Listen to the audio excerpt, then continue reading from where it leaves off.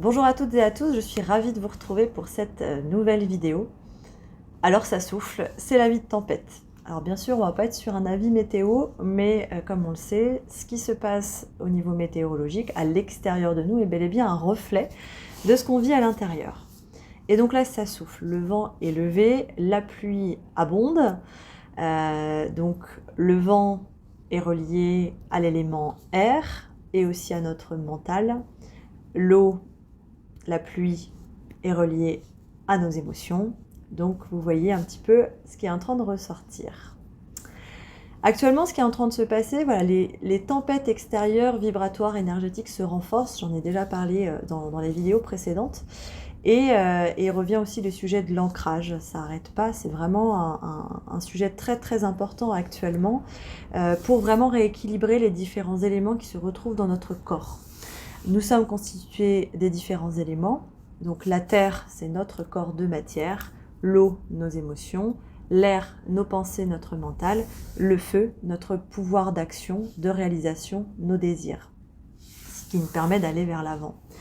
Lorsqu'on a des éléments qui sont en déséquilibre, eh bien, ça va se jouer sur notre comportement. Un feu éteint, manque de désir, manque d'envie, difficulté à voir les belles perspectives dans l'avenir. On regarde d'ailleurs plus nos pieds que les potentialités qui se présentent à nous. Un feu trop abondant, surexcité, ça va être vraiment le guerrier, la lutte, le fait de conquérir, l'action, quitte à épuiser les restes des éléments, à savoir son corps physique, son émotionnel, mais également ses pensées. Donc on est vraiment en train de rééquilibrer tous ces éléments. Ce rééquilibrage se fait dans la conscience de l'instant présent. Encore une fois, ce sont des termes qu'on entend depuis des années et qu'on a appliqués à Bouddha, à la zénitude, etc., etc. Mais le vivre à l'instant présent est ô combien difficile lorsque c'est l'élément air qui gouverne tout. Donc, lorsque c'est l'élément air qui gouverne tout, finalement, notre énergie est plutôt focalisée au niveau de notre sphère supérieure, de nos chakras supérieurs, de notre tête, plus tous les courants d'air et d'énergie qui nous bousculent, actuellement, c'est effectivement une bascule de nos énergies plus à être dans notre tête et à finalement dévitaliser notre corps, car on va aller puiser, on va aller tirer dans notre terre, dans nos énergies, en fait, de notre chair, des choses parce que notre tête avance et qu'elle sait. Elle sait tout, elle sait ce qui est bon pour nous, elle sait ce qui est bon pour le corps, elle sait ce qu'on doit faire parce qu'on nous a toujours dit ça, etc., etc. Et actuellement, on voit à quel point les corps s'affaiblissent parce qu'on va aller puiser, on va aller surexploiter finalement nos énergies globales qui ne sont pas assez bien rétablies. Et donc, c'est bien un des sujets aussi du moment de revenir à son corps, à sa temporalité, à son rythme, du mieux qu'on peut, bien évidemment, parce que chaque situation est différente. Et pour vous accompagner dans ce passage, qui est ponctué en plus aujourd'hui d'un portail énergétique qui est le 22 février, où on a effectivement cet équilibrage des polarités masculines dans notre trinité, père, mère, enfant, donc dans ces trois archétypes, dans l'équilibrage de ces trois archétypes, d'avoir effectivement un autre équilibrage qui est celui de nos polarités masculines et féminines. Intuition versus action, le féminin blessé, le masculin blessé, qui s'alchimisent pour une nouvelle danse, pour guérir de leurs blessures, non pas dans un combat où je gagne, tu perds, mais bel et bien dans une rencontre face à face, une reconnaissance mutuelle des qualités, des archétypes de chacun, pour aussi se redonner en fait à l'un et à l'autre ces clés. Les clés de l'énergie féminine ne sont pas les mêmes que les clés de l'énergie masculine. Et lorsque le féminin prend les clés du masculin et inversement, ça crée un cafouillage qui est absolument innommable et qui finalement finit par brouiller l'esprit. On y passe tous, parce que c'est bel et bien l'étape du moment. On est vraiment en train de désengluer quelque part une espèce de mixture qu'on a façonnée pendant longtemps et qu'on a définie comme étant notre identité.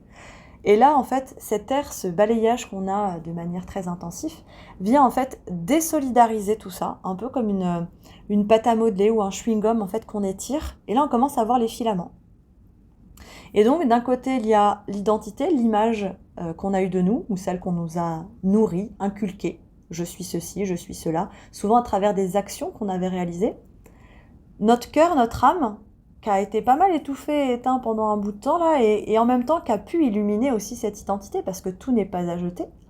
Et puis, ce qu'il y a dans l'inconscient, ce qu'on ne sait pas, à la fois nos plus belles valeurs, nos plus belles forces, nos plus belles clés, nos capacités extrasensorielles, et en même temps nos autres capacités qui sont déjà déployées, qui font aussi toute notre richesse, mais également nos blessures, nos karmas, nos mémoires, nos héritages, ce qu'on a pris sur notre dos et qui ne nous appartient pas, etc., etc. Et là, il est de plus en plus évident, en fait, de pouvoir cerner les choses, et ce qui va aussi réveiller des émotions. Parce que, tiens, on m'a dit que j'ai toujours été comme ça, mon cœur, moi, je l'entends plus trop, mon ego, par contre, je l'entends bien, donc je vais continuer là-dessus, et en même temps, le résultat n'est pas là. Comment ça se fait ? Je donne beaucoup d'énergie, je donne le meilleur de moi-même pour tel résultat. Comment ça se fait ? Et là, il y a de la colère qui va venir illuminer peut-être un cœur affaibli, ou une âme qui n'a plus envie de fonctionner comme ça, parce qu'elle sait que la fluidité n'est plus de lutter, mais bel et bien de se laisser porter par le courant. Donc ça va vraiment révéler une nouvelle mise en pratique de nos actions. Tout un sujet, parce qu'effectivement dans le revirement de fonctionnement, eh bien on va mettre le spot justement sur ce qui nous a fait aller dans le sens dans lequel on a été jusque-là, et qui n'est plus celui qui va nous être porteur aujourd'hui. Et là vont se révéler justement, pourquoi pas, des mémoires transgénérationnelles, des mémoires cellulaires, du karmique, des chocs émotionnels qu'on a eus et qu'on a peu mis sous le tapis en se disant « bon, c'est pas si grave, finalement ma vie n'est pas si triste par rapport à celle des autres », parce qu'en fait on comparait avec l'extérieur. Comme je le disais dans les vidéos précédentes, on est vraiment invité à revenir en notre centre, c'est-à-dire ne plus faire les choix dans le but d'obtenir quelque chose, dans le but d'avoir un objectif, dans le but de répondre à un besoin extérieur, etc. Mais vraiment de poser le choix, est-ce que j'ai envie ? Est-ce que ça me fait du bien ? Est-ce que ça me nourrit ou pas ? Et là, effectivement, c'est aussi très révélateur, parce que même si on avance sur le chemin, eh bien dans le chemin, les expériences de la vie vont faire que les situations vont être de plus en plus non pas coriace, mais en tout cas révélatrice, parce que quand on commence à apprendre, par exemple quand on passe dans une nouvelle classe, eh bien c'est qu'on a acquis en principe les choses de la classe précédente, donc ça nous permet d'aller plus loin. Et la vie là-dessus, elle est très joueuse, très malicieuse, et elle va justement nous mettre face à nos responsabilités de choix, parce qu'au fond, nous, on a envie d'être des personnes responsables de notre vie, de pas forcément se laisser emporter par soi-disant un destin déjà écrit ou quoi que ce soit, là, ce qu'on peut entendre parfois. On a des grandes lignes qui sont écrites, mais nos choix, notre libre arbitre nous appartient. Et là, d'autant plus aujourd'hui, donc qu'est-ce qu'on choisit de s'offrir ? Encore une fois, voilà la question. Je vais vous partager 2 textes que j'ai reçus, que j'ai canalisés hier et ce matin, qui mettent en lumière cette dualité, justement, entre ce qu'on a vraiment envie de nous, qui est en train de monter en puissance, qui peut générer colère, frustration, tristesse, désarroi, et en même temps cette rébellion qui est en train de se mettre en place. Depuis quelques jours, on est rentré dans une phase cosmique qui ressemble énormément à la phase dans laquelle a eu lieu la Révolution française en 1789. Et c'est pas anodin. Donc ces énergies de rébellion, elles ne vont pas se passer de la même manière, puisqu'on n'est vraiment plus dans cette énergie du poisson avec les actions à l'extérieur, mais on va vivre ça à l'intérieur. Donc ça promet. On n'est pas à l'abri de belles surprises, même si ça doit passer un peu par des phases de chaos, de remise en question, d'abattement. Parce que quand on a coupé la tête des rois, les royalistes ont vu un peu leurs rêves tomber à terre pour qu'il y ait autre chose qui fleurisse, le soleil qui vient illuminer tout ça. Et bien c'est la même chose aussi par rapport à des croyances qu'on croyait inéluctables sur nous-mêmes et sur le monde qui nous entourait. On voit justement la lumière se pose sur la réalité qui nous entoure et qui finalement aujourd'hui émane de nous, parce qu'on est en train de prendre conscience tranquillement mais sûrement qu'effectivement nous sommes des êtres vibratoires et que nous attirons ce que nous vibrons. Ça se passe par des choses assez rigolotes. On pense à quelqu'un, il nous appelle dans la minute. On pense à ça, on nous offre ça ou on nous parle ça dans les jours qui suivent. Donc si on est sur une fréquence d'abondance, de fluidité, de magie, de rêve, de joie, ça va aller dans ce sens-là. Si on est on est connecté à quelque chose de plus dans la lutte, dans la colère, la frustration, le il faut, je dois, je descends à la mine, il faut que je travaille dur pour obtenir ce que je veux, etc., etc., eh bien, on va devoir décupler une force parfois surhumaine pour répondre à ça, alors que le flow ne va plus dans ce sens-là. Soyez vraiment indulgents avec vous-même. Tout ce qui est synonyme de blocage actuellement est lié justement à votre pouvoir intérieur qui est contré. Écoutez votre sagesse intérieure. Pour écouter votre sagesse, vous ne pouvez pas être dans l'action perpétuelle. Vous devez faire le choix aussi parfois de vous poser, parce que quand vous êtes dans la suraction, vous devenez votre propre bourreau. Et c'est drôle que ces cartes, j'avais même mis la carte à l'envers, donc ça montre bien que le bourreau n'est même pas conscient, c'est vraiment quelque chose d'inconscient. D'où l'importance d'être doux et indulgent avec vous-même, parce que tout ceci se passe à l'arrière du décor en fait. Et être dur envers vous-même, vous dire regarde, t'as bien mérité, etc., c'est juste lui renforcer son champ d'action, alors qu'aujourd'hui on nous demande vraiment de lâcher prise là-dessus. Je vous invite à fermer les yeux pour recevoir ces 2 messages. À prendre une grande inspiration par le nez, expirer par la bouche et à juste accueillir. Trop de passage à l'action, sans joie ni passion. Fuite vers la solution, renforçant l'illusion. Alors voilà où nous voulons en venir. Actuellement, le bateau tangue et ce n'est pas agréable, n'est-ce pas? Pourtant, la tempête avait été annoncée, et coûte que coûte, il ne fallait rien changer. Bornés de certitudes qui ont façonné vos habitudes, vous prenez de mauvaises attitudes. Se rassurer en continuant des schémas robotisés pour ne pas voir que la vie a changé. Se rassurer, reprendre de l'assurance et savoir que ça va bien se passer, car non, l'heure n'est pas au jugement dernier, mais bel et bien à la révélation douce et dorée. Alors pourquoi s'entêter à vouloir réanimer des fantômes du passé? Tant d'énergie puisée. Revenez ici et maintenant dans la joie et la sécurité de l'instant présent. Laissez le vent balayer le passé et le futur anticiper, afin que de nouvelles lueurs puissent exister.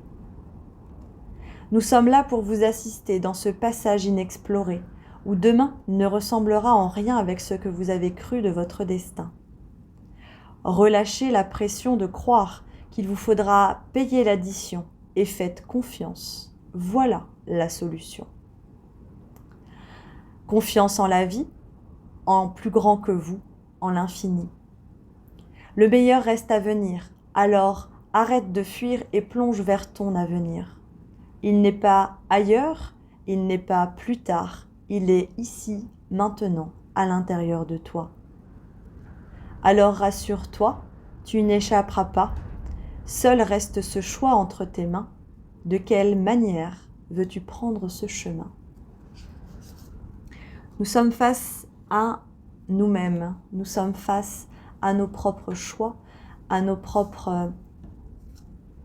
propre volonté. Souhaitons-nous rester dans des fonctionnements animaux, archaïques, de survie, de besoin de sécurité et d'être sécurisé par l'extérieur, ou est-ce qu'on lâche prise et on va à la rencontre de sa propre sécurité, de ses propres trésors intérieurs? Ce n'est pas gage d'égoïsme ou d'isolement, mais bel et bien de révélation de choses bien plus grandes que nous. La confiance. Faites appel à votre intuition. Que vous dit votre intuition? Elle vous fera peut-être arrêter des choses que vous pensiez être une vérité, que vous pensiez être stable, définitive jusqu'à la fin de vos jours. Et les choses vont vous amener à stopper ces fonctionnements-là, à stopper peut-être une activité, une relation, de changer de lieu de vie, de reprendre en fait ces aspirations en main. Et vous verrez, l'heure sera à la célébration. Car tout ça ne sont que des actes de foi et d'amour envers vous-même et envers les personnes concernées par rapport à ça. Et ça lèvera, on revient, c'est la carte qui est sortie hier, ça lèvera le déni de croire que vous êtes victime de ce que vous vivez, de reprendre justement cette responsabilité, et tout ceci sera source d'une grande joie. D'une grande joie. L'heure est à la célébration, à la fête. On a l'opportunité dans cette année 2024 de clôturer énormément de cycles et de schémas karmiques. Certains qui peuvent dater de Mathusalem et de bien avant. Offrez-vous ce cadeau de vous choisir à chaque moment et chaque instant. Voilà le deuxième texte, plutôt écrit comme une poésie alchimique. Je vous invite à, pareil, à fermer les yeux, à inspirer, expirer et accueillir ces mots. Arrête de courir après le bonheur, prétextant ne jamais être à la hauteur. Car la bonne nouvelle, c'est qu'il est l'heure, ici et maintenant, paré de tes 1000 couleurs. Le clown triste a démissionné, la bonne épaule ne peut plus t'écouter. Le bouche-trou s'en est allé, seul face à toi-même, tu es. Alors combien de temps vas-tu encore errer? Combien de temps vas-tu encore essayer de coller à une image qui n'est pas toi en réalité? Combien de temps vas-tu encore perdre à t'abandonner? Vois les choses en face, brise en 1000 morceaux la glace et passe à travers tes plus profonds mystères pour te déposer sur terre. Va rencontrer ces parts de toi blessées, celles qui te feraient saboter, un cadeau du ciel étoilé. Va et pardonne-toi de ce que tu as cru au fond de toi et qui n'était que parade sans éclat. L'heure est aux poètes disparus, ceux qui au fond ont toujours su. L'heure est aux rêveurs perchés, ceux qui de leurs branches n'ont jamais oublié. L'heure est aux artistes fantasques, ceux qui ont toujours vu au-delà des masques. L'heure est aux enfants farceurs, ceux qui rient avec le cœur. L'heure est à toi, si c'est ton choix, c'est aussi simple que ça. L'heure est au maintenant, à ton destin dans l'instant, réalisant un présent abondant et un cœur vaillant.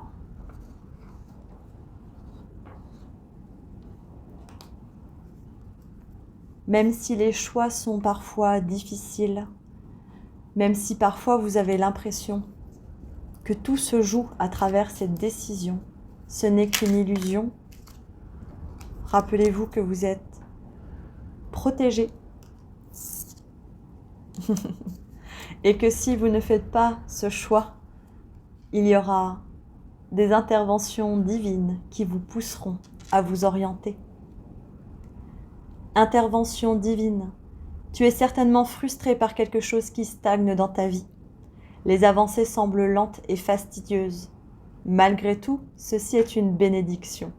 Une intervention divine se prépare. Quand le bon moment sera venu, les fruits de tes désirs seront mûrs. N'attendez pas une intervention du ciel, elle viendra de vous comme une révélation, comme une évidence, au-delà de vos émotions, au-delà de vos croyances. Ne cherchez pas un mode d'emploi, célébrez votre différence, diversité. Le monde serait terriblement ennuyeux si nous étions tous pareils.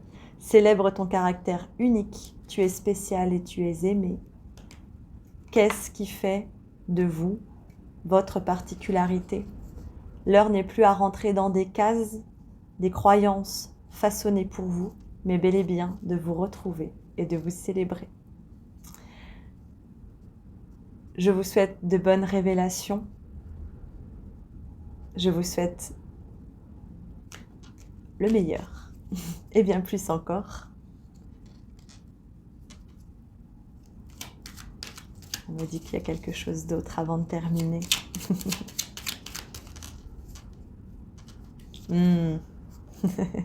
Faites des miracles. Utilisez votre tête pour vivre avec le cœur et non l'inverse. N'utilisez pas le cœur pour valider les actions de votre tête. L'ingrédient principal est l'amour. Laissez-vous guider par votre intuition et vous ferez des miracles. Faites équipe avec toutes ces parties de vous. Le petit enfant qui sommeille en vous, l'adulte, le sage, l'esprit, le cœur, le corps, le père, la mère et l'enfant. L'heure est aux retrouvailles de la famille. Je vous souhaite de belles retrouvailles et je vous dis à très vite.